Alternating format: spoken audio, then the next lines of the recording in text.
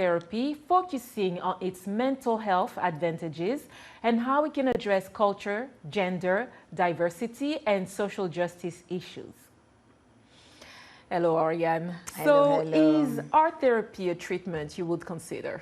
You know, surprisingly enough, art therapy is a very new concept for me, but I'm sure I'm not the only one who really sees art therapy as something new. So I'm looking forward to learning about it. And of course, therapy, art, for most people are words that, you know, sounds very good and could be helpful and useful. So yeah, I'm gonna listen and learn and then maybe use it as a method, as a therapy method. Yeah, and I feel the same way too. It's totally new, you know, we hear it a lot, but you know, what is it? I feel connected just like you to art and therapy. Yeah, but you said that before too. Right now, let's combine it and see what it does. Aisha Ndoye, a female surgeon who practices in Bordeaux, France, sings to her patients to reduce their anxiety. A practice, she says, started out of desperation after a patient in pain could not fall asleep. Let's watch. The operating room with its pale lights contrasts with the warm and captivating voice of Aisha Ndoye, covering Whitney Houston. The French surgeon who soothes the patients she operates on leads a double life as a doctor and singer. The first time I sang, I was still an intern. I was still a student, and I really sang in a moment of desperation when we couldn't get a patient to go to sleep because she was totally agitated and wouldn't let herself be perfused. And so I was washing my hands and I thought, maybe I'd try something. The last option we had was for me to sing. Well, I sang to the patient, which kind of captured her attention, so I was able to infuse her at the same time and put her to sleep. And since then, I've made it an integral part of my work. At 34, Ndoye, a gynecological surgeon specializing in oncology, released her first album with two other colleagues. The trio, Les Soignantes, reached the semi-final of France Has Incredible Talent. It's normal. It's our job, in fact, to do good and to do it by any means necessary. For me, it's through music, but there are others who do it by making people laugh or by hypnosis. So, in fact, I didn't understand why. I think we get so caught up in our work that sometimes we forget the human side. And it's true that when I have patients who come to see me for this, I say to myself that it is a real shame that this isn't the case in other places, and that I'd really like this video, that what I'm doing could inspire other colleagues of mine, and that people wouldn't need to come to see me for this anymore, that it could be done everywhere. Lucie Deneau, an operating theater nurse, says a person who sleeps peacefully wakes up more gently, and the body requires less anesthesia. It's relaxing, but it's not only relaxing for the patients. It's also relaxing for the general atmosphere in the operating theater. It's not just the music you can hear, it's really the voice of a surgeon with her patients. And it's very powerful in human terms. It even moves us to tears at times.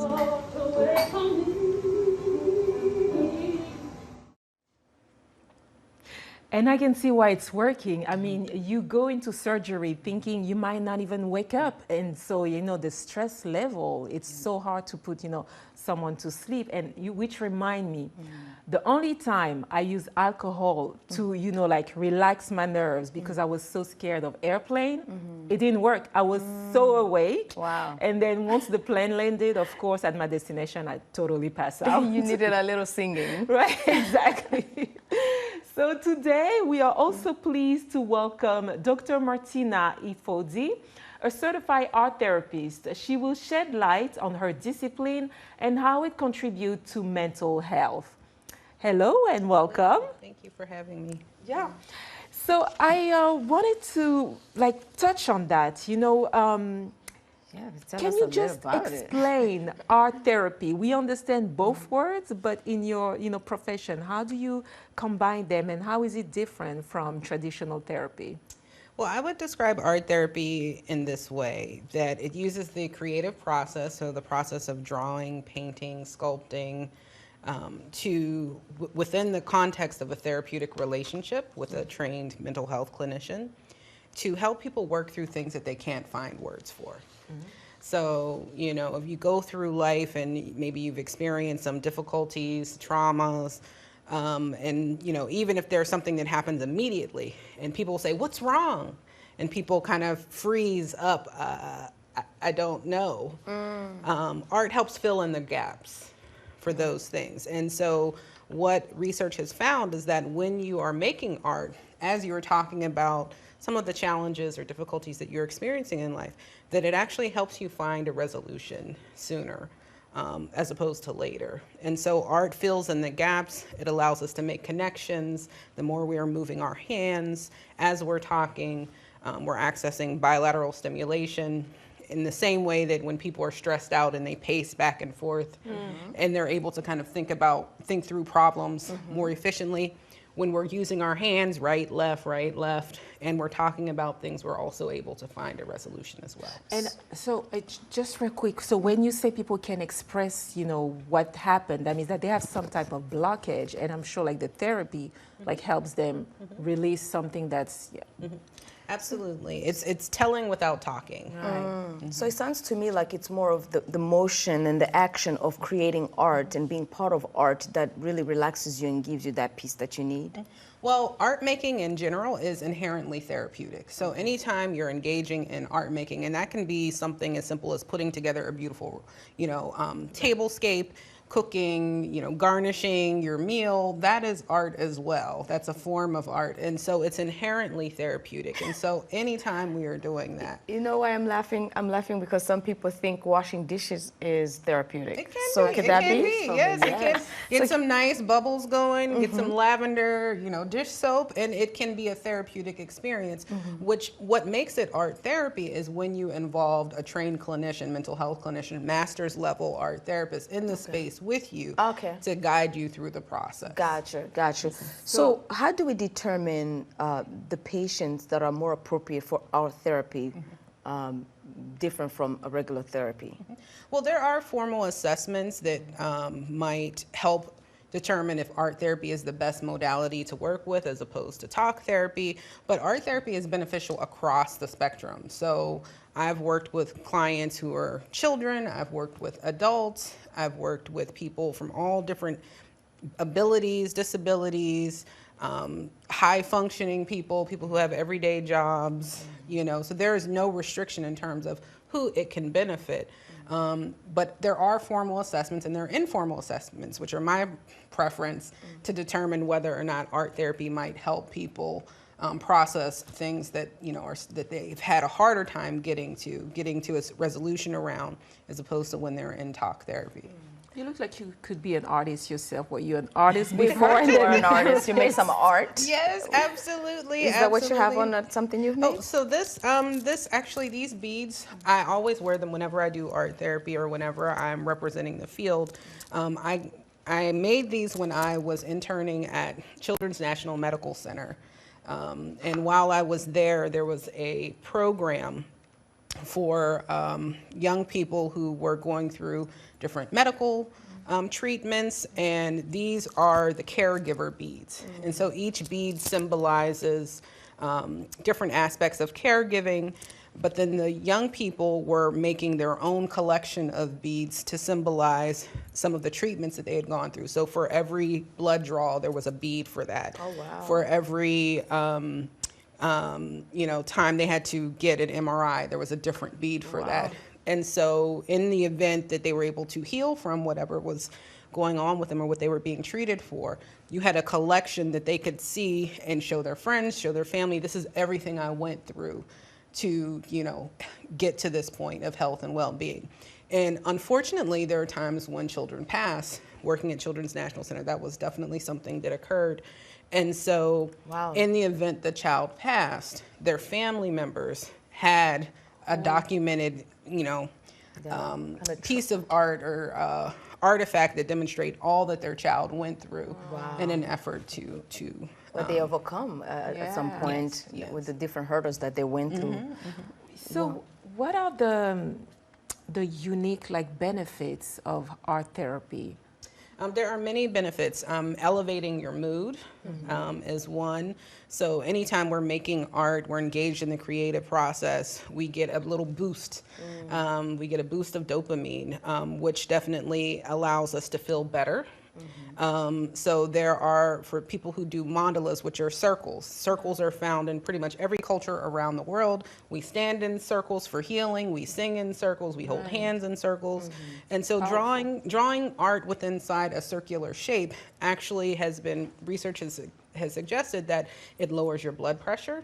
It can elevate your mood, and it can instill a sense of peace and calm. Yeah, you talked about, I want to get to the point about pacing. When people pace, it's usually a stress signal. What can be done in those instances? So drawing inside of a circular shape can, is one of the things that I always give people when they need to ground themselves. So if I see that a person is anxious, or even if we're in the midst of art making and the art making itself becomes overwhelming, I will often give them a mandala or circle to draw inside of. And that will help ground them in that moment. Wow, that's amazing. Yeah. That sounds really good. Now I understand it more. It's now also time for a break. Coming up next, Dr. Martina will demonstrate art therapy techniques on set. We'll also love to hear from you on social media platforms. We are on Facebook, Instagram, and X, formerly known as Twitter. Our handle is @VOA Africa. Use the hashtag VOA Our Voices. Stay with us. We'll be right back.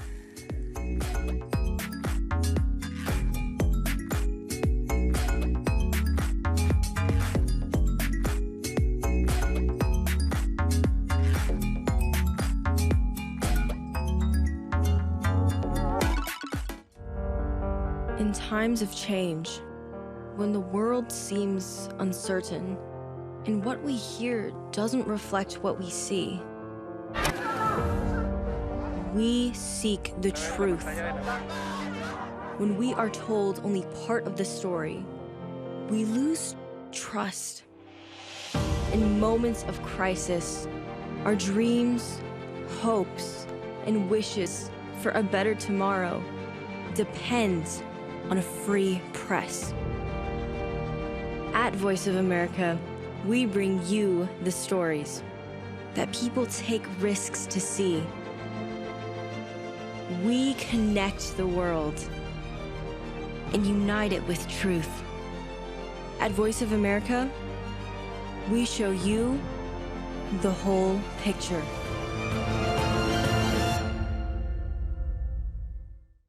You're watching VOA's Red Carpet. My name is Jackson Vunganye. Thank you so much for joining us each week right here on Red Carpet. We bring you the latest in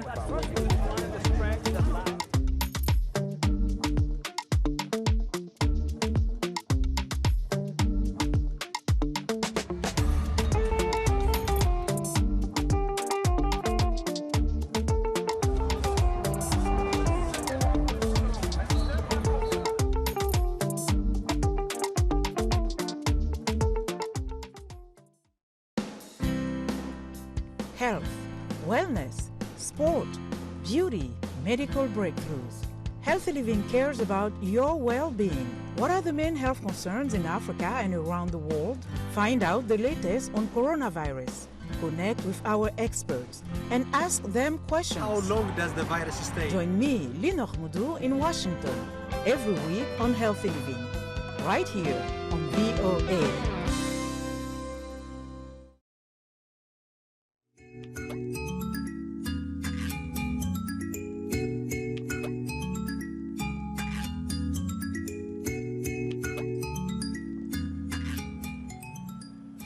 You're with Our Voices. Welcome back. And we are discussing creative art therapy for the mind and soul with our guest, art therapist, Dr. Martina Efodzi, who will demonstrate unique technique of art therapy, right? Yes. So before we, I know I see a lot of interesting things that you have here. I also, you travel a lot, and your last trip was to Morocco. Yes. Did it was it like for you to teach something or to get something out of it? I went to get something out of it. Yeah. It was the anniversary of my mother's birthday. She'd passed away the year before, so in January of 2023. And so the one thing that I knew I needed and wanted to do is that I did not want to be here in the United States. And so I wanted to go back to the continent. And so I hopped on a yoga retreat and was in October of this year, or last year, and I was able to just take in everything. I wanted to, you know, put my phone down. I wanted to just take in the environment.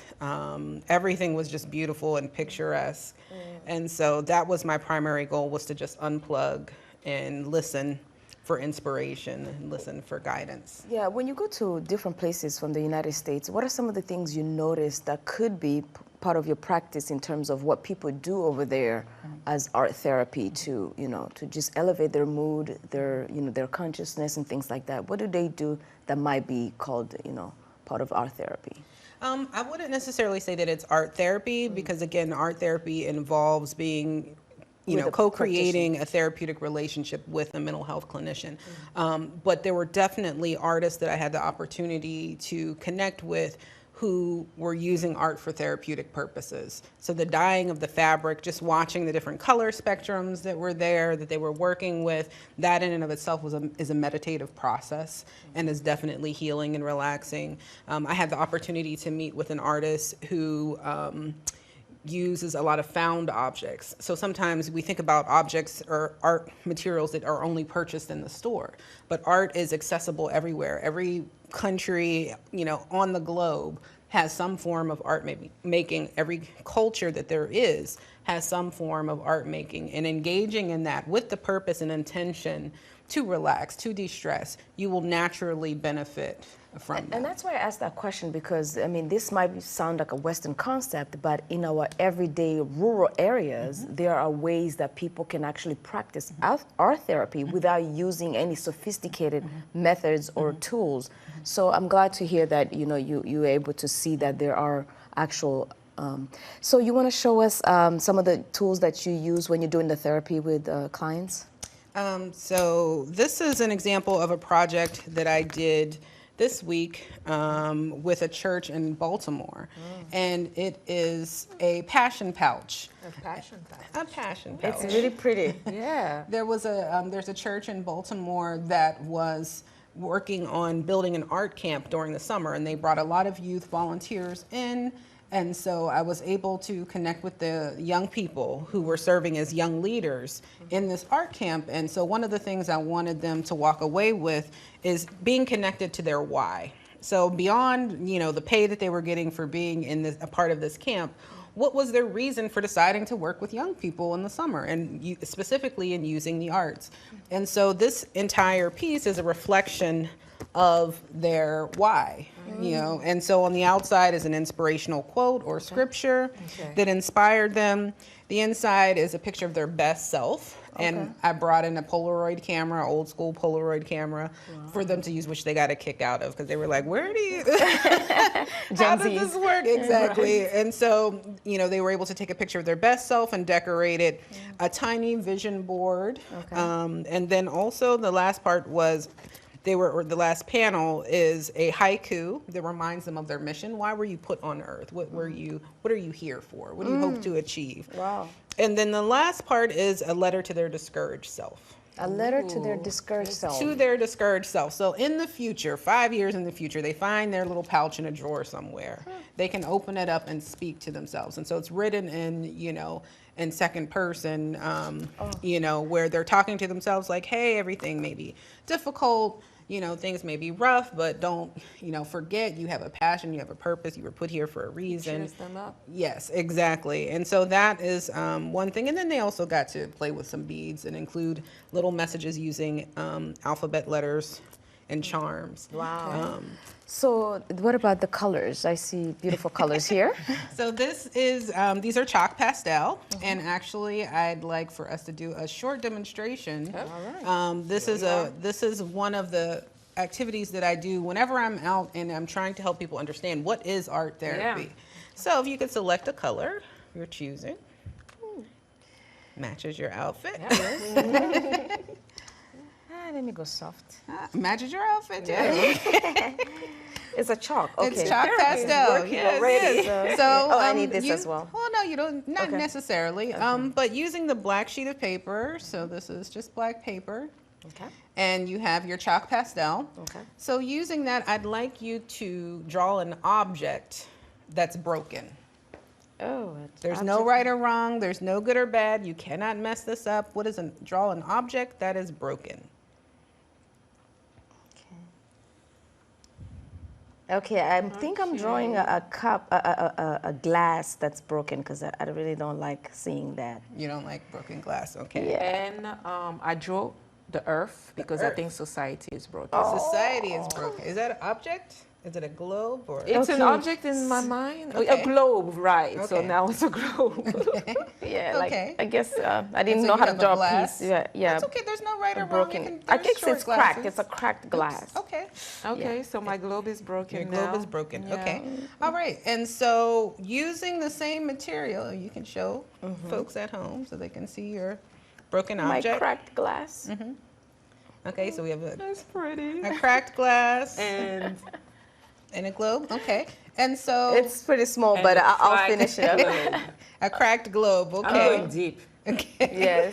So using the same materials that you have, fix it. Fix it. Oh, wow. Okay, I'm gonna draw a full glass of milk.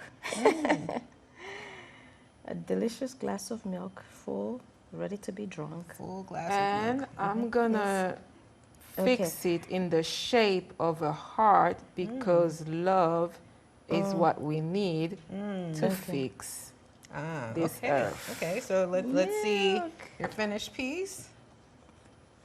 Okay, so you fixed it by turning it into a heart, transforming the broken globe into a heart because love is what we need. Yes. And you created another glass that's filled with milk. Yes. Okay. And so sometimes when we're problem solving, right, when we're going through problems, we have different problems in life, there are times where we need to be transformed. We need to transform our thinking about how we need to solve that problem. And so you were able to do that. There are lots of ways that you could have solved that problem, but basically you used art to solve the problem by saying, you know what, I'm just going to start all over again, and I'm going to transform this idea of a globe into a heart because love is what we need. And for you, you decided in a similar fashion to just create a new glass altogether. So sometimes we may encounter difficulties and we just need to start from ground zero and build from there. And not only did you do that, but you filled up your cup. So it's not empty, it's not possible, there's no leak that could happen from it. You filled it up. And so sometimes in the doing and the fixing of things, challenges that we encounter in life, We make them better. we make them better. So you not only are you whole again, there's no cracks there, but you're also full from the experience. I want to say hallelujah.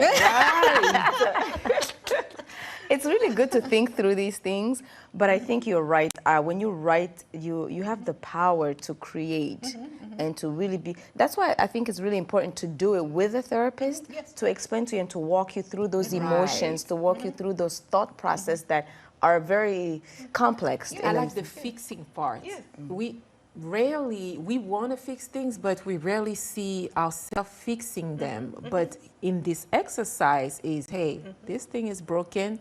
How would you fix it? Like it's empowering. Exactly. And you both were able to use the same materials that you had. So you used art to solve a problem. And so art therapists use artwork and different types of art media to help clients solve problems and solve the challenges that they're faced with. Now, this art that you created, I don't know your aesthetic in your house, but maybe you might not put it on the wall, right?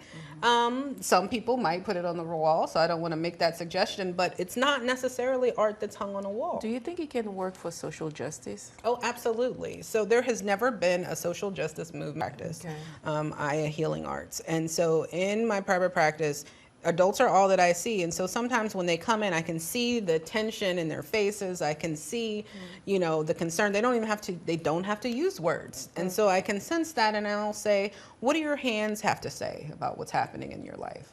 And I have a variety of art supplies that they can select from. And sometimes it's they just want to squeeze things. Sometimes it's they just want to tear things. And again, that's not art that's produced as a product. The process is valued over the product that is created. So there's different exercise for different diagnostic, or one exercise can work for so everyone? there are certain art, you know, activities that can function or can work well with certain diagnoses. And so that's why you need a trained mental health clinician, because there are certain processes. For example, if a client has schizophrenia or a thought disorder, I would be reluctant, unless I know this client well, to offer them watercolor, because it can cause them to dysregulate. It can cause them to decompensate. And so that would not be appropriate Well, to doctor, use. it was very, very, very interesting. I Yes. fixed the problem on earth. So it is our show for this week. A very special thank you to our guest today, art therapist Dr. Martina Efodzi, for joining us. It was an absolute pleasure. Be sure to watch our voices on the VOA website at voaafrica.com, on our YouTube channel, where you can catch up on the latest episode and the top news stories from around the world. We'll see you again next week with another exciting program. Until then, remember to be kind to yourself. Thank you for tuning in. Cheers.